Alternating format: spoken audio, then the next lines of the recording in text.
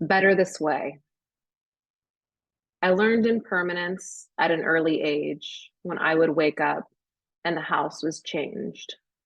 My mother sitting in her chair after a night of slinking, rearranged, keeping her illness away from us, surrounding us, inside us. The lamp on the kitchen countertop tossed to the living room, the guest room upstairs. In a few days, the heat would rattle out to catch her in her sleep, lift her bones, and move it back to the kitchen where it was in the beginning. There, the lamp would bring some peace. There, it would be what it promised.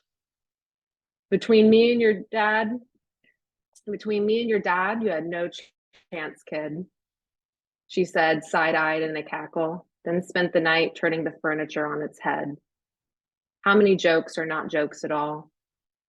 I left it alone. It's better this way, not to speak of what keeps us chained, moving in place, room to room, finding nothing. It looks better here, doesn't it? She asked me each time. I knew better than to get attached to where the lamp was.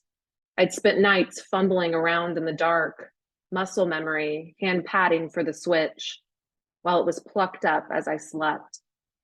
Yes, it looks better this way, I would lie. Stability gone awry. An hour later, it was gone. So I'm really proud to share this poem.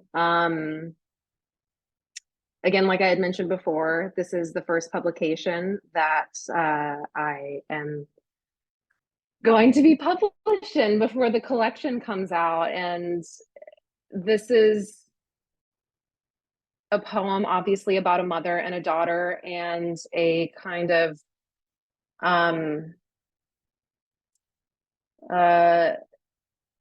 mania and instability that I was trying to kind of grapple with as I was dealing with my own mania and instability with a chronic illness, as well as with the trauma of what I had gone through and abruptly losing my health and my life, essentially.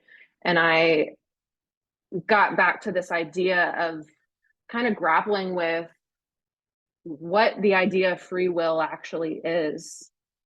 Are we free?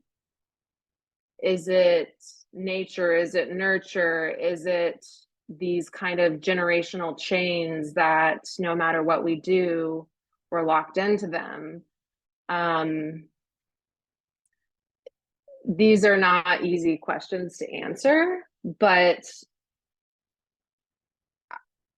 you know, my mother has had such a, she's left, as everyone's mother has, but I know my mother has left such an imprint on my life and my psyche.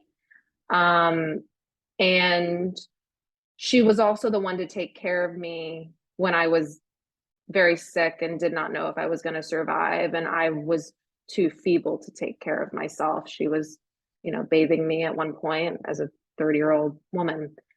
And so there was this kind of weird full circle moment where we, you know, I had grown up in a house of kind of instability and some mental illness and trauma, and going through my own kind of devastation of, you know, when this illness caught me, I was just starting a career. I just graduated, you know, top of my class, all of these wonderful accolades that we have in our lives that we think are going to bring us meaning. And all of that was just cast away. And she was the one who was there. And in that time, she saw me so frail, and I felt like I understood her, and I felt very connected to her in that frailty, because it was such a real place. It was such a truthful place that we often distract ourselves from, that we will do anything to look away from. Just like this kind of mania that I wrote about in this poem. It's not flattering. It's not, it's it's ugly, it's grotesque, it's shameful, all of these things that were believed about these weaknesses that we struggle with. But I found love. I found love in those moments, and I found truth. And so I felt like, even if this poem, you know, and I'm sure she will end up reading it,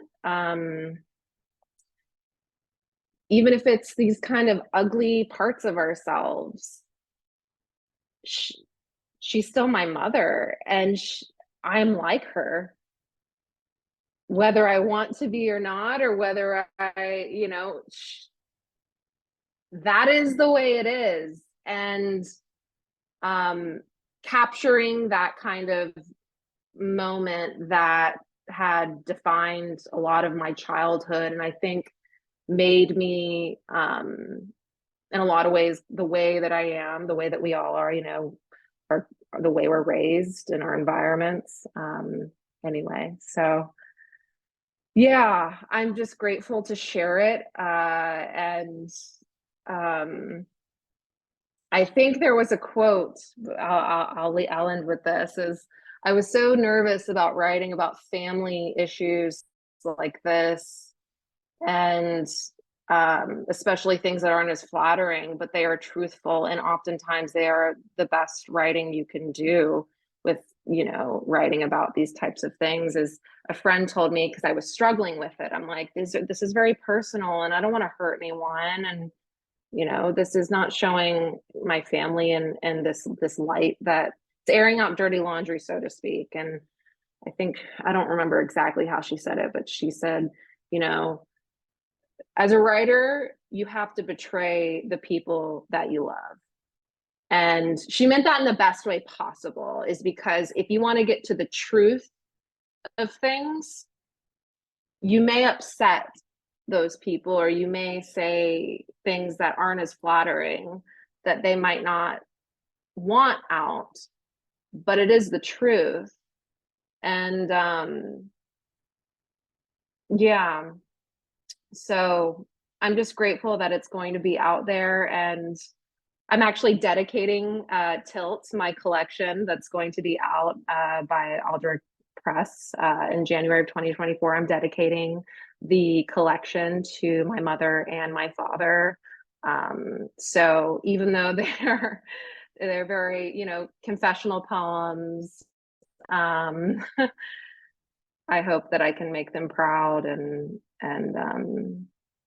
yeah. So.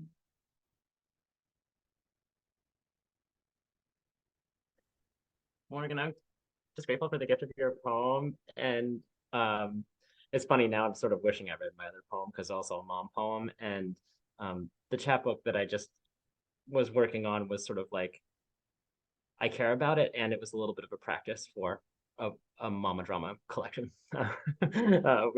So I'm really excited to read your piece, and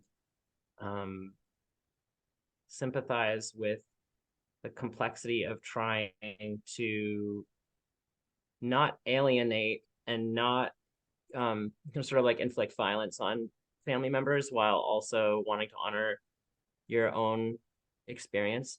And one thing in your poem that you do that brings a little lump in my throat, because I feel like you're showing some tenderness to her, is this like, between me and you, between me and your dad, you had no chance, kid. It feels like this moment where you're showing your mom's strength of self-knowledge. And I don't know if she's going to be able to see that, but I see it, and it's really tender, and thank you. Thank you. And I'm glad Chris brought up the humor point, because there is, like, you know, not to be too punny, but like dark humor in the poem when you're fumbling for the light switch because you know your mom put the lamp somewhere else. And there is that, like you said, self-awareness, like, yeah, I get it. I know, I know, I gotta like just kind of deal with this. But yeah, I think that there's the sweetness too, you know, and the closing of, you know, yeah, perfect. Yes, it looks better this way, you know. Yeah, that's the line like, at the line. So it's like, yeah, exactly. I know it's, I know it's, you know, not not the final resting place of the lamp ultimately, but it's just kind of acknowledging like, yeah, this is what you need to hear right now. So I'm giving you what you need, or what'll be right in the moment. Yeah, that's I think a case where it's like you can embrace the absurdity of it and say, hey, that you can still do that with love, though. And I'm saying that as somebody who's got an 84-year-old dad who wanted to try to organize the bills one time and threw half of my paychecks out in the safety bin, which was, of course, the garbage. And, well, you could say that, well, it's terrible, but it's also kind of hilarious. And you got to allow a little bit of room, a little bit of, I think, what was the line? Slinking through the night, or a night of slinking, Yeah, where night of somebody just gets slinking rearranged. night of slinking. Oh man. So I have been woken up at 2 o'clock in the morning and I hear Dad, he's got a project. He's got something he needs to do. And you just hear like, oh God, I hope this is the safe one. I hope he's, not even going to move the furniture around. He's just going to decide tonight's the night he's going to deal with the flashcards and start organizing those because he needs to organize his life. But he has that little manic itch at 2 o'clock in the morning. Yeah, that one absolutely hit home. So, like I could write an essay about that one based on my own experience.